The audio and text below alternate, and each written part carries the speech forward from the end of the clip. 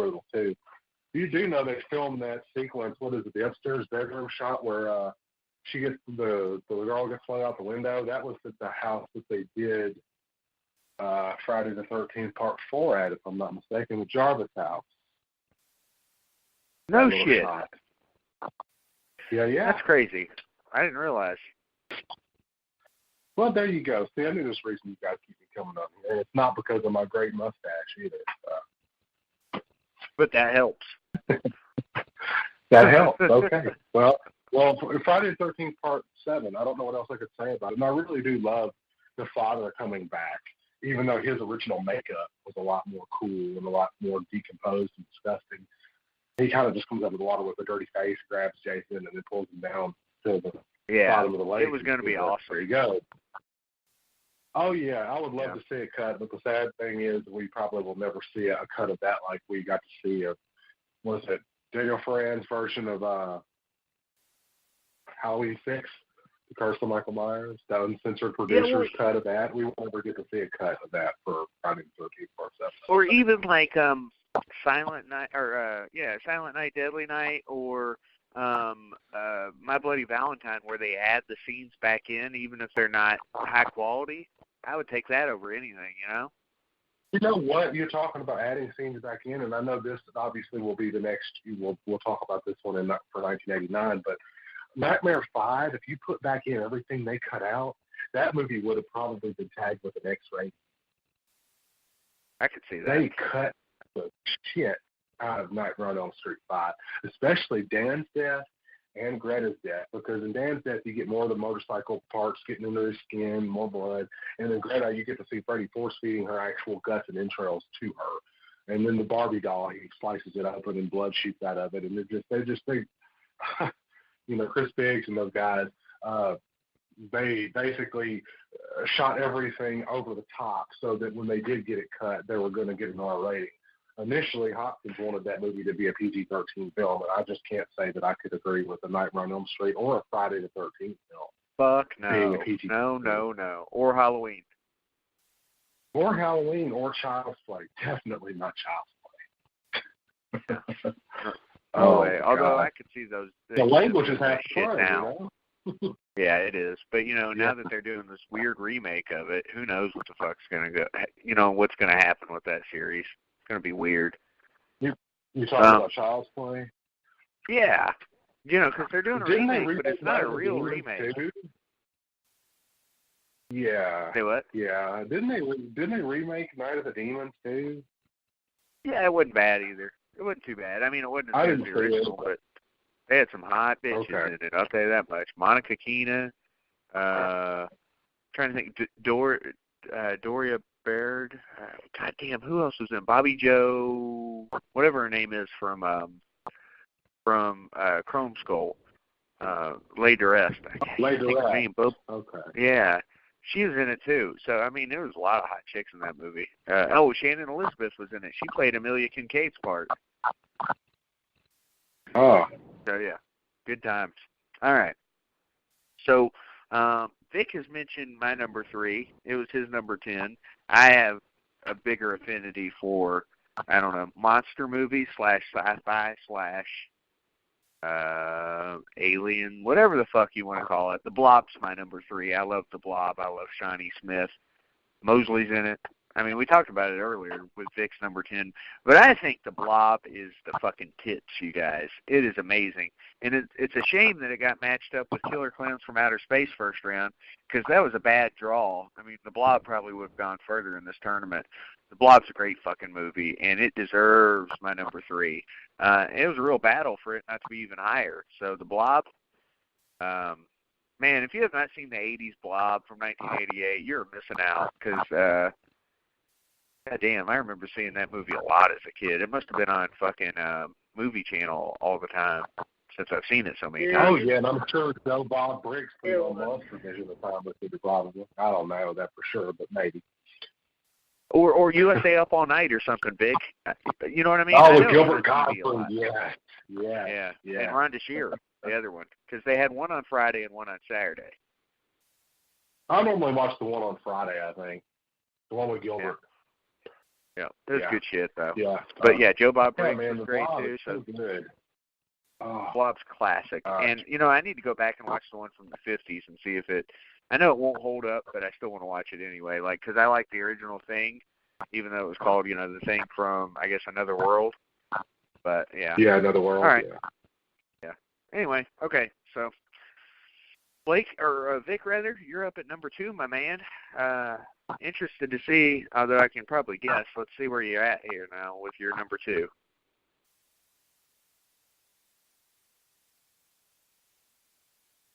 Victor, have you left us, you poor soul? I think he's still on the line. Okay, can you hear me? No, there he is. Yeah, I can hear you. I can hear you now. Okay, my bad. I was still muted. That's why you didn't hear me talking about the Blob being on the movie channel all the time. But, yeah, okay. Anyway, yeah, I was agreeing with everything you said. Okay, cool. Anyway, so I've had an internal struggle all day long with my 1 and 2. Really? I asked nice. everybody. I like hearing that. I asked everybody I worked with today, and they never seen either one of them, so they're all bums. I need new employees. Because they're millennials. Yeah, I know. But my number 2 is Sleepaway Camp 2. And I'm not sure. Sleepaway Camp 2. I'm not sure it's going to be number 1, but I'm going with it. I could have seen you having it at number 1, but I'm thinking your number 1's going to be right. Sleepaway Camp 2 is awesome. Yeah, yeah, my number 1's right. Let's be honest. You know it is. Greatness is greatness. What can I say? All right, Blake. Yeah. Go ahead and let's see if Blake has the. Well, I tell you what. I think there's 2 options for Blake at number 2, and I assume he's going to put the Blob. But there's also Killer Clowns from Outer Space still sitting there that he might put at number 2. But I think he'll put Blob.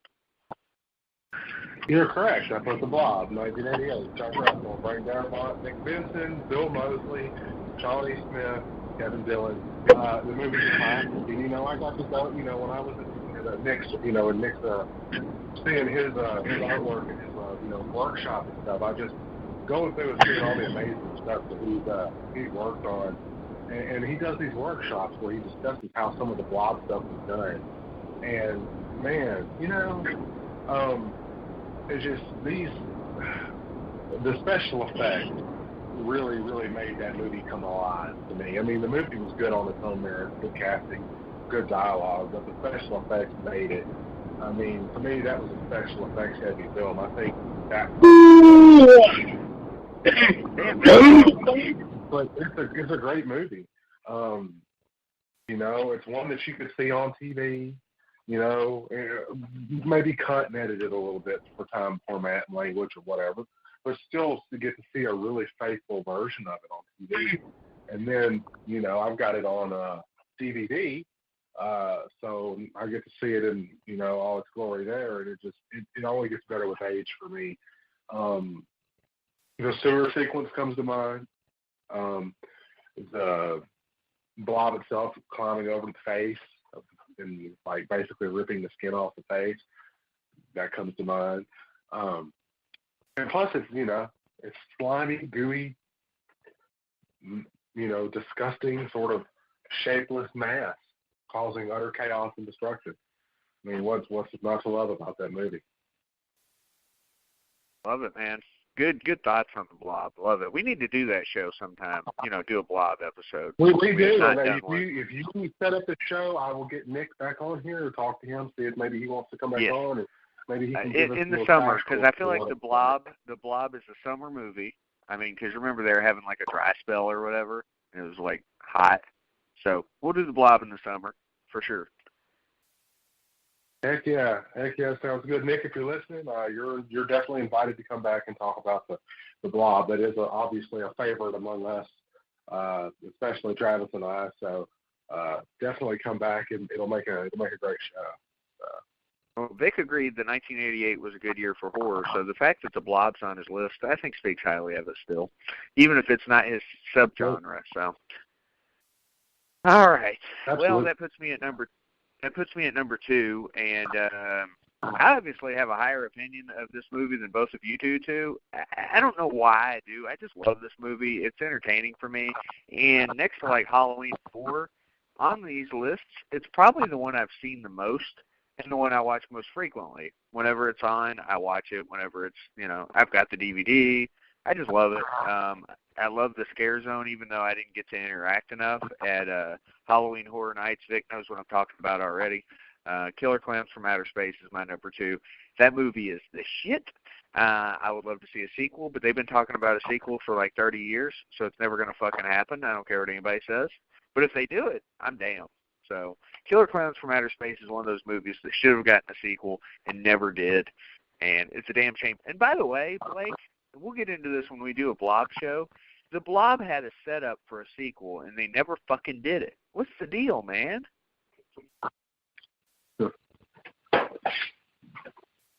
They should have done one. Would have been an easy sequel. I hate when that happens.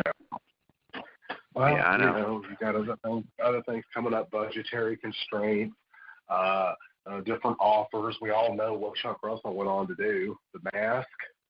Didn't he do The Mask? And then he did The Scorpion King. So, I mean, he's had a very illustrious career post-Blob.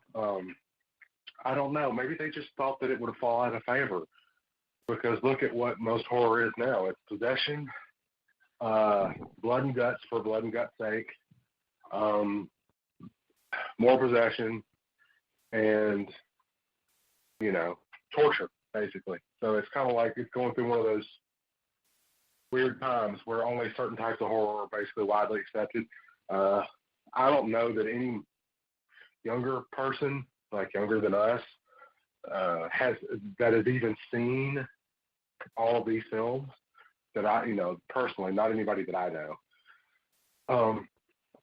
So I think it's just hard to get people of the younger generation when they're used to stuff like Final Destination and Saw and Hostel and, Get Out and Don't Breathe and all these other kind of Visit and all these other movies. They're not used to that kind of horror. And it was a another found footage film. I don't really particularly like all the found footage films. I think, Evil Dead, the way it's shot like that is good, and the Blair Witch Project. And what's the one where they're in the hotel, the motel, the building, the office building, Quarantine? Some of those are okay, but I feel like there's an overabundance of those found footage things. And to me, that's tired to me. It really is just tired to me. I like something fast-paced, but something I can get into. And I go back and rewatch all of these movies have extremely high rewatch value to me. Yeah, absolutely. Agreed. All right, man. All right, well, Vic's going to give me his much-anticipated number 1 that I think I know what it is. I think maybe he agrees with the public, but we'll see. What's your number 1, Vic? All right, my number 1 is, it was my number 2 on John Carpenter's list. It's my number 1 in 1988, They Live. And for the record, the public, it edged out Child's Play for the number 1 in the online tournament. It is also the highest IMDb score of any movie on this list, 7.3 on IMDb. Pretty impressive. Pretty fucking impressive. They Live. I mean, what a fucking masterpiece of a movie. It's amazing. I'm sitting here looking at my They Live mini poster signed by John Carpenter, Keith David, and Rowdy Roddy Piper, and Meg Foster, actually. All 4 of them on there. It's a thing of beauty, sir. It's a thing of beauty. Yes, it is. Yes, it is. I've got a They Live shirt. I mean, it's good shit. So, all right, Blake, go ahead and tell us a Nightmare on Elm Street Part 4 is your number 1.